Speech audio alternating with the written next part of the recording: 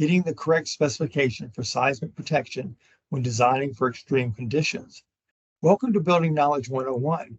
In this video, we will cover the importance of ensuring project specifications are correct for seismic protection and meeting relevant building codes when designing for extreme conditions, including considering vertical and side-to-side movement. So in an area with high amounts of seismic activity, again, it is important to get story drift into your specification. Your specification should include two different tests. AMA 501.4, this is a standard seismic test. It measures the integrity of the building envelope during story displacement. Then AMA 507.1 is a standard test for inter-story vertical movement. It is important to define the anticipated inter-story movement and clearly include this in your specification. For a per plans and specification proposal, you want to be certain that the scope of the proposal includes the movement that is anticipated at the project. So including both these tests is critical.